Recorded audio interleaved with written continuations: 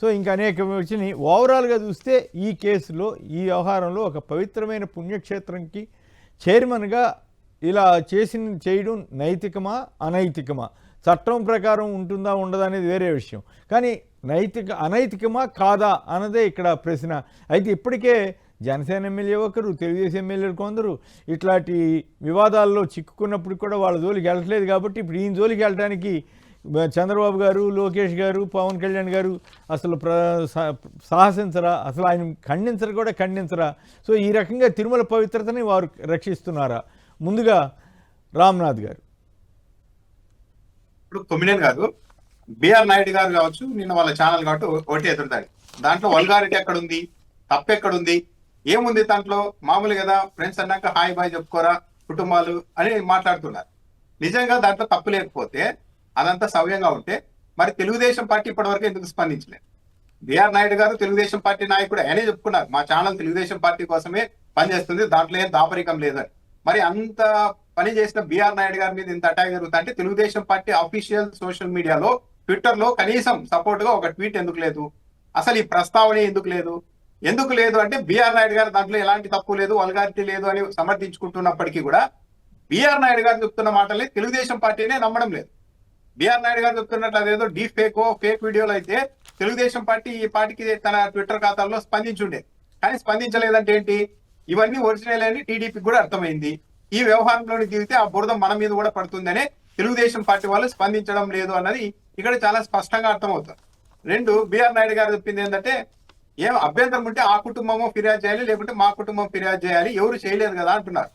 సరే, ఫిర్యాదు అంటే స్టేషన్కి వెళ్ళి ఫిర్యాదు చేయడమే కాదు కదా, ఏదో ఒక ఇబ్బంది లేకుంటే ఆ వీడియోలు బయటకు వచ్చాయంటే అది ఆమె నివాసం అని చెప్తున్నారు. ఆ వీడియోలు అక్కడ రికార్డ్ చేసి బయటకు తెచ్చేది ఏ వైసీపీ వాళ్ళు ఇంకోరు బయట లోపలికి వెళ్ళి చేయలేరు కదా. అది అంటే ఏదో బిఆర్ నాయుడు గారి నుంచి ఇబ్బంది లేకుంటే ఆ వీడియోలు బయటకు ఎలా వస్తాయి అంటే చాలా కాలంగా నడుస్తుంది. దాంతోపాటు ఫ్యామిలీ ఫ్రెండ్స్ మా ఇంటికి వాళ్ళు వస్తారు, మేము వాళ్ళ ఇంటికి వెళ్తామంటారు, వెళ్ళొచ్చు, కాఫీ టీ తాగవచ్చు, భోజనం కూడా చేసి రావచ్చు. కానీ ఒక ఆడమనిషి ఉన్నప్పుడు లోపల వంటగది వరకు వెళ్ళి అవన్నీ చేయడం అనేది ఎట్లా సమర్థించుకుంటారు? దాంట్లో వల్గారిటీ లేదంటే, వల్గారిటీ అంటే ఏంటి అంటే ఇంకా సరిగా రికార్డ్ చేయలేదు అని చెప్తున్నారు బిఆర్ నాయుడు, సరిగా మార్పింగ్ చేయలేదని కూడా చెప్తున్నారు. మార్పింగ్ అనేది ఎక్కడ చేశారో చెప్పాలి. ఆ వీడియో మొత్తం బాగా క్లియర్ గా చెప్పారు, ఆ వీడియో మొత్తం మార్పింగ్ చేశారని నేను అనడం లేదు, 1-2 చోట్ల మార్పింగ్ చేశారు అంటున్నారు. మరి ఒరిజినల్ వీడియోలు ఉంటాయి కదా, అయితే రికార్డ్ జరిగింది ఆమె నివాసంలో అని చెప్తున్నారు. మరి మొత్తం ఫుటేజ్ అంతా బయట పెట్టచ్చు కదా, అసలు ఏంటి అనేది తెలిసిపోతుంది కదా. అంటే ఇక్కడ పూర్తిగా దొరికిపోయిన తర్వాత కూడా ఒక ఎదురుదాడిని నమ్ముకుంటున్నారు. ఇక్కడ ఏంటంటే తెలుగుదేశం పార్టీ అల్టిమేట్ గా దీనికి బాధ్యత అయితే వహించాల్సి ఉంటుంది. ఎందుకంటే బిఆర్ నాయుడు గారు సింపుల్ గా చెప్పారు, నాకేమన్నా మీరు ఇచ్చారా ఈ పదవి, పదే రాజీనామా చేయమంటారు, చంద్రబాబు నాయుడు గారు చెప్తే 1 నిమిషం పని అన్నారు. అంటే చంద్రబాబు నాయుడు గారు చెప్తారా లేదనేది ఇప్పుడు పబ్లిక్ ఎదురు చూస్తూ ఉన్నారు. పైగా ఏం చెప్తున్నారు, ఏ మహిళ ఫిర్యాదు చేయలేదు కదా, ఎవరు ఫిర్యాదు చేయలేదు కదా అంటున్నారు. ఇదే వీళ్ళ టీవీ ఛానల్లో ఇదే తెలుగుదేశం పార్టీ ఇలా ఎంతమంది రాజకీయ నాయకుల జీవితాల మీద వీడియోలు వేయలేదు, అటాక్ చేయలేదు, ఏ మహిళ వచ్చి అప్పుడు కూడా ఫిర్యాదు చేయలేదు కదా. పైగా ఎమ్మెల్యే ఎంపీ అయితే ఇంకోరం టీటీడీ చైర్మన్ గా ఉన్నారు కదా, ఇది సనాతన ధర్మానికి విరుద్ధం కదా. బిఆర్ నాయుడు గారు సింపుల్ గా మా దగ్గర 30 ఏళ్ల నుండి మేము కలిసి ఉన్నామని చెప్తున్నారు, ఇప్పుడు ఎందుకు పెట్టారు బయటకు అన్నట్టు మాట్లాడుతున్నారు. కానీ ఎక్కడా కూడా వీటన్నింటినీ ఆయన నేరుగా ఖండించడం లేదు. పైగా నాకు టీవీ ఛానల్ ఉంది, నా దగ్గర కూడా సీనియర్ జర్నలిస్ట్ ఉన్నారు, మీ సంగతి తేలుస్తాను అని చెప్పడం ద్వారా నా జోలికి రాదండి అని ఒక విధంగా బ్లాక్ మెయిల్ చేస్తున్నారు, బెదిరిస్తూ ఉన్నారు. నా జోలికి ఇంకా మీరు వచ్చారంటే నేను మళ్ళీ మీ మీద అటాక్ చేయాల్సి ఉంటుంది. ఇప్పటికిప్పుడు బిఆర్ నాయుడు గారు రాజీనామా చేస్తే దీన్ని యాక్సెప్ట్ చేసినట్టు ఉంటుంది, ఇది తన జీవితం మీద ఒక ముద్రలా పడుతుంది అని అనుకుంటూ ఉండవచ్చు. కానీ ఇంకో 4 రోజుల తర్వాత అయినా ఇంకా ఏరే కారణం చెప్పైనా సరే టీటీడీ చైర్మన్ పదవి నుంచి ఆయన తప్పుకోవడమా, లేకుంటే చంద్రబాబు నాయుడు గారు తప్పించడమో చేసి తీరాలి. లేకుంటే తెలుగుదేశం పార్టీ చాలా బదనాం అవుతుంది. ఇప్పటికే తెలుగుదేశం పార్టీ వాళ్ళ ఆవేదన ఏంటంటే, చంద్రబాబు నాయుడు గారు చాలా స్ట్రాటజికల్ గా వైఎస్ఆర్సీపీని భూస్థాపితం చేయాలన్న ఉద్దేశంతో తిరుమల లడ్డు ఇవన్నీ తీసుకొని వచ్చారు. కానీ ఇవన్నీ రివర్స్ అవుతున్నాయి. ఇందాపూర్ బయటకు వచ్చింది, ఆ తర్వాత వైష్ణవి డైరీ, సంగం డైరీ మధ్య సంబంధాలు బయటకు వచ్చాయి, అధిక ధరకు నెయ్యి కొనుగోలు వ్యవహారాలు బయటకు వచ్చాయి, ఇప్పుడు ఏకంగా బిఆర్ నాయుడు గారి వీడియోని బయటకు వచ్చింది. ఇవన్నీ చూసిన తర్వాత ఇక టీటీడీ గురించి తెలుగుదేశం పార్టీ మాట్లాడే నైతిక అర్హత కూడా లేకుండా పోయింది అన్న ఒక బాధ తెలుగుదేశం పార్టీ వాళ్ళలో కూడా ఉంది. సింపుల్ గా అటాక్ చేసేసి ఎదురుదాడి చేసేసి తప్పేముంది, వల్గారిటీ ఏముందంటే పృథ్వీ గారు కూడా చెప్తారు, నేనేమన్నానండి వెనక నుంచి వాటేసుకుంటాను అని చెప్పాను, ఆ మహిళ కూడా ఫిర్యాదు చేయలేదు కదా, మరి నా మీద చర్యలు ఎలా తీసుకున్నారు అంటే ఇలా. ఆ రోజు వీళ్ళంతా అన్నారు కదా, ఆడియో టేపులు బయటకు వచ్చినా సరే, ఏ మహిళ ఫిర్యాదు చేయకపోయినా సరే వాళ్ళ అలాంటి వాళ్ళు ఇలాంటి వాళ్ళని చెప్పి ఏళ్ళ తరబడి క్యాంపెయిన్ చేశారు కదా తమ మీడియా ద్వారా. ఇప్పుడు ఈ వీడియోలు వచ్చిన తర్వాత కూడా ఏముంది దాంట్లో వల్గారిటీ ఏముంది? 30 ఏళ్ల కుటుంబ సంబంధాలు అంటే కుటుంబ సంబంధాలు ఇలా అయితే ఉండవు కొమ్మినేని గారు. ఎవరైనా సరే ఒంటరిగా మహిళ ఉన్నప్పుడు ఫోన్ చేసి వెళ్తారు. మగవాళ్ళు లేరన్నప్పుడు అసలు వెళ్ళరు, ఎవరు కూడా లేరండి మా ఇంట్లో మగవాళ్ళు లేరు బయటకు వెళ్ళారు అంటే ఆడవాళ్ళతో ఏం పని ఉంటుంది, వెళ్ళరు కదా. ఇవన్నీ చేసి ఇప్పటికీ సమర్థించుకోవడం పూర్తిగా అనైతికం. దీని మీద చంద్రబాబు నాయుడు గారే చర్యలు తీసుకోవాలి. బిఆర్ నాయుడు గారు అయితే తేల్చేశారు, నేను రాజీనామా చేసే వ్యక్తిని కానే కాదు అని. ఇప్పుడు చంద్రబాబు నాయుడు గారు యాక్షన్ తీసుకోవాలి. ఇప్పుడు చంద్రబాబు నాయుడు గారు తిరుమల ప్రతిష్ఠ కావాలా, TV5 మద్దతు కావాలా తేల్చుకోవాల్సిన సమయాన్ని బిఆర్ నాయుడు గారు తెచ్చేశారు. TV5 మద్దతే మాకు అవసరం, ఎలక్షన్ల టైంలో అన్నింటిలో అవసరం కాబట్టి తిరుమల ప్రతిష్టతో సంబంధం లేదనుకుంటే బిఆర్ నాయుడు గారిని కంటిన్యూ చేయొచ్చు. ఇక్కడ ఎలాగ బిఆర్ నాయుడు గారి మీద చర్యలు తీసుకోవాలని చట్టబద్ధంగా ఎలాంటి రూల్స్ ఏం లేవు. అది నైతికతకు సంబంధించిన అంశం.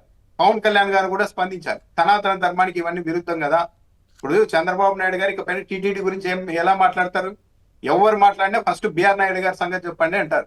అంటే కంప్లీట్ గా తెలుగుదేశం పార్టీ లాక్ అయిపోయింది, ఇక మాట్లాడే అర్హతను కూడా కోల్పోయింది.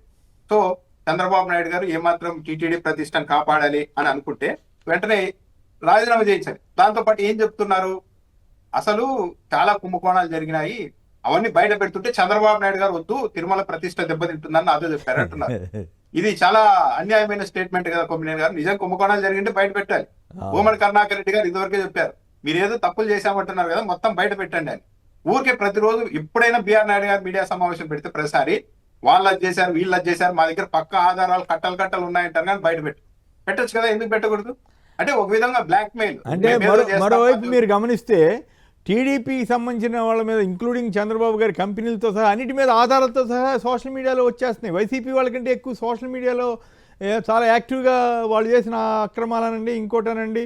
ఆయన ఉదాహరణకి అబ్బే మా కంపెనీ అసలు ఎప్పుడు ₹1 ప్రయోజనం పొందలేదనగానే మొత్తం ఆశ్చర్యం వేసింది. మనం జర్నలిస్టులు మన వల్ల కాని పని కూడా వాళ్ళు సోషల్ మీడియాలో చేసేస్తున్నారు. మొత్తం ఆధారాలతో సహా ఎన్ని వేల కిలోలకి ఏ వస్తువులకు ఆర్డర్ ఇచ్చింది తిరుమల తిరుపతి దేవస్థానం, అట్లాగే మజ్జిగ ఎక్కడి నుంచి కొన్నారు అన్నీ బయటకు వచ్చేస్తున్నాయి. చంద్రన్న తోఫాకి ఎక్కడి నుంచి వచ్చినాయి అని.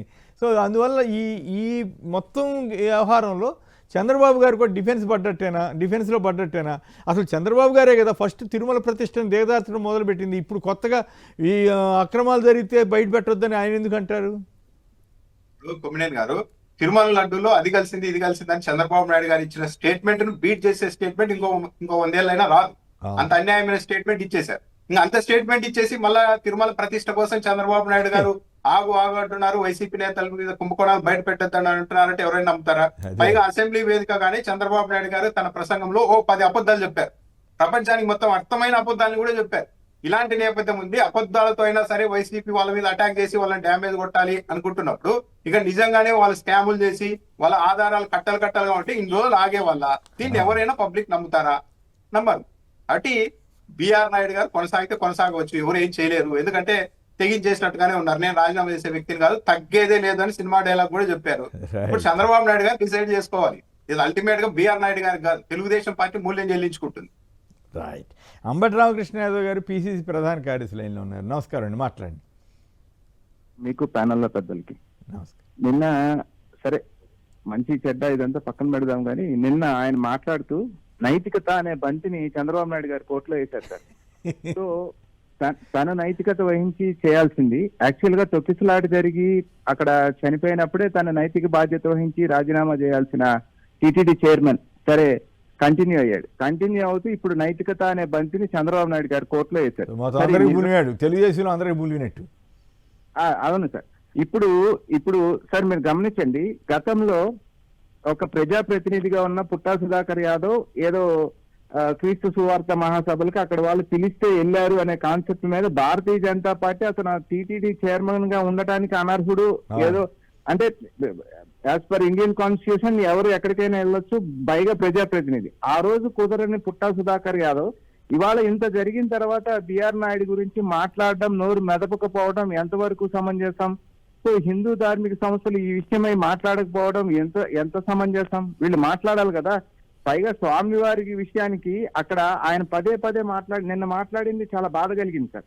అతను అక్కడ కూర్చొని నేను భగవద్భక్తుడిని, భగవత్ సేవ చేసుకుందామని వచ్చాను, నాకు రిటైర్మెంట్ వయసు, సో నేను స్వామివారి సన్నిధిలో ఇది పవిత్రంగా నడపాలని వచ్చాను. కాదు, నాకు బోలెడు వ్యాపారాలు ఉన్నాయని కూడా అన్నారంట కదా. ఐఎమ్ ఏ బిజినెస్ మ్యాన్, నాకు కావాల్సినంత వ్యాపారం హైదరాబాద్ లో ఉంది, నాకు ఇదేం పెద్ద అవసరం కాదు, చంద్రబాబు నాయుడు కోరితే వచ్చాను తప్ప నాకు దీనిపైన పెద్ద లేదు, ఇది లేదు అని ఆయన ఆయన చెప్తున్నాడు. నాకు భక్తి భావన ఇదంతా ఏం లేదు, చంద్రబాబు నాయుడు కోరితే వచ్చాను తప్ప అదర్వైజ్ నాకు కావాల్సినంత పని హైదరాబాద్ లో ఉంది, నా వ్యాపారాలు నాకున్నాయి, నాకు ఏంటి గోల్ అన్నట్టుగా మాట్లాడుతున్నాడు ఆయన.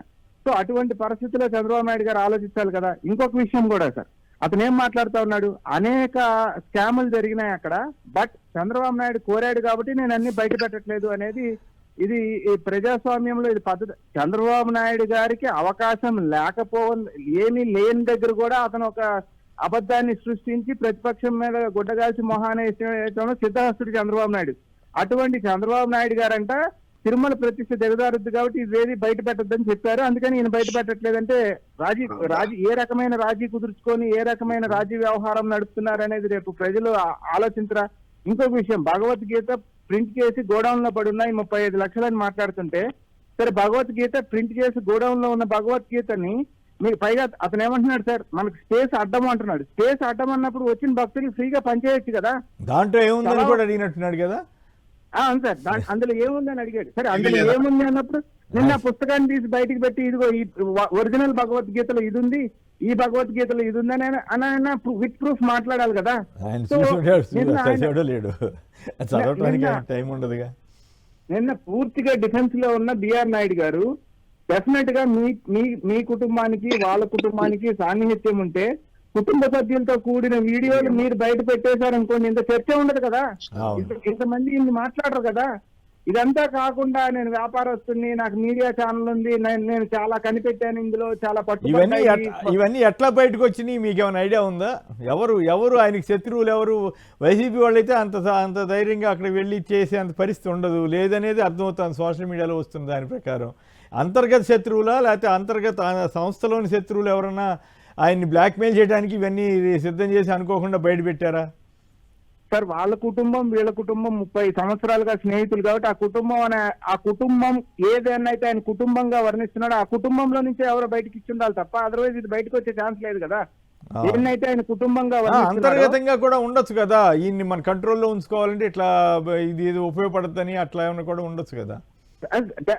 ఉండున్నా మనకి అక్కడ ఇద్దరికి నుంచి వేరే వాళ్ళు కనపడట్లేదు, ఇద్దరే కనపడుతున్నారు అక్కడ. నేను అందుకే తను దాంట్లో నుంచి బయటపడాలంటే ఆ కుటుంబం ఈ కుటుంబం సంబంధించి మనకు బయటకు వస్తే కుటుంబంలో ఎవరు ఇచ్చారు అనేది బయటకు వస్తుంది. సో దాన్ని చేసి నాయుడు గారు తను ఇది చేసుకోవాలి. కానీ ఇంకొక విషయం సార్, అసలు ఇదంతా మార్ఫుడ్ అని ఒక మాట మాట్లాడుతున్నాడు, మళ్ళీ ఇది ఏఐ జనరేటెడ్ వీడియో అంటున్నాడు. మార్ఫింగ్ ఈజ్ లేని తలని తీసుకెళ్లి ఇంకొకటి అక్కడ పెట్టడం.